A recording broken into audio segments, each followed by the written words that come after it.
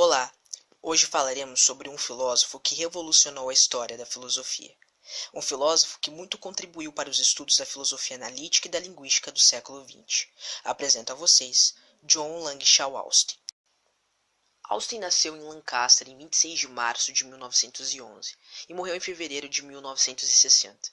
Foi considerado um grande marco na história da filosofia analítica, pois rompe com a tradição filosófica ao fortalecer o estudo da linguagem ordinária, criando um sistema filosófico que não separa sujeito e objeto. Mas, antes de entrarmos propriamente dito na filosofia austiniana, precisamos entender o que é filosofia analítica. É de consenso entre os filósofos da linguagem que os problemas consagrados ao longo da história da filosofia provêm de um mau uso da linguagem cotidiana, não passando, portanto, de problemas conceituais. Destarte, o objetivo fundamental da filosofia analítica é o estudo da linguagem em busca de soluções efetivas para tais problemas. Ambígua e imprecisa, a linguagem ordinária foi fortemente recusada no início da história da filosofia analítica, devido à incapacidade outorgada a ela de resolver problemas filosóficos no âmbito ontológico e epistemológico.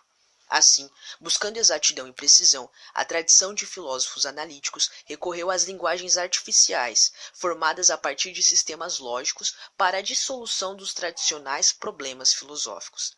Nesse sentido, para a tradição da filosofia analítica, qualquer enunciação é uma afirmação descritiva sobre o mundo, real ou fictício, e que, portanto, deve submeter-se aos princípios lógicos de verificabilidade e validade. Austin, com a sua teoria dos atos de fala, rompe com esta visão tão cara à filosofia analítica ao distinguir dois tipos de enunciados, a saber, os constativos e os performativos. Denominam-se constativos os enunciados declarativos, ou seja, os enunciados que descrevem estados de coisas, representando assim o mundo.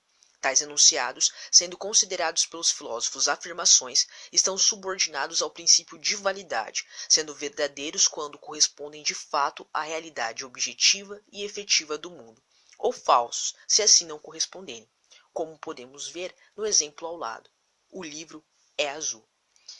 Este é um enunciado constativo, pois descreve uma realidade, tendo um referente que pode ser encontrado empiricamente ao se perceber o mundo.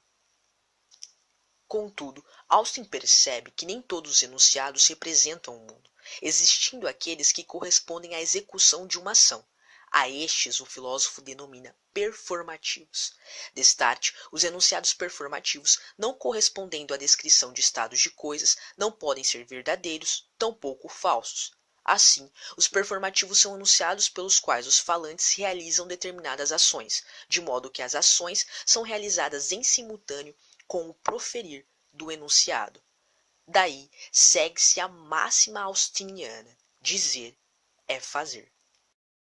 Parece complexo, mas a definição austiniana de performativos clarifica-se se pensarmos que muitos enunciados que construímos em nossas interações linguísticas não se limitam a um recorte representacional do mundo, como, por exemplo, as exclamações, as interrogações, as ordens, os desejos, as promessas, os pedidos e etc., como podemos ver nos memes a seguir.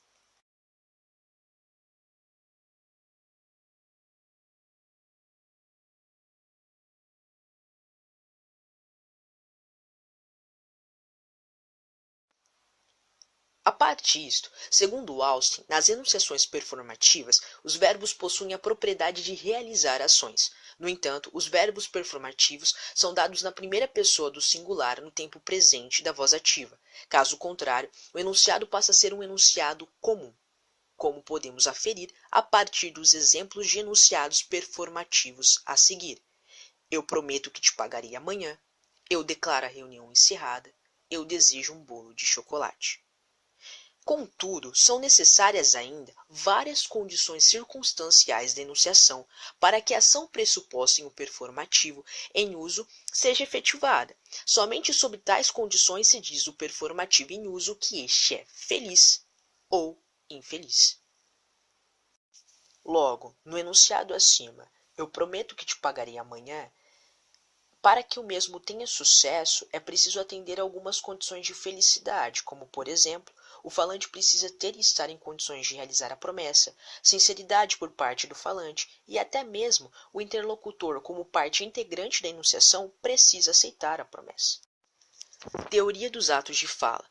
Em sua teoria dos atos de fala, Austin evidencia que um ato de fala é composto simultaneamente por três atos, a saber, ato locucionário, ato ilocucionário e ato perlocucionário. Ato locucionário corresponde à utilização de enunciados produzidos seguindo a convencionada organicidade fonológica, sintática e semântica da língua natural do falante que o profere. Ato ilocucionário corresponde às ações pretendidas, que se mostram imbricadas nos enunciados produzidos pelo falante. Ato perlocucionário corresponde aos efeitos que os atos ilocucionários produzem sobre os interlocutores. Faz-se ainda fulcral evidenciar que Austin cria uma objeção à sua própria teoria, ao perceber que a performatividade não é uma característica intrínseca de apenas alguns enunciados que proferimos, mas antes é uma propriedade da faculdade humana de linguagem.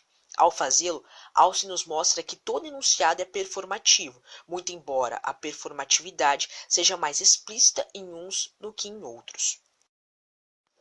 Bom, eu vou ficando por aqui. Espero que tenham gostado. Se gostaram, deixe seus comentários, cliquem no gostei, ative o sininho para receberem notificações de vídeos novos e se inscrevam no canal. Até mais!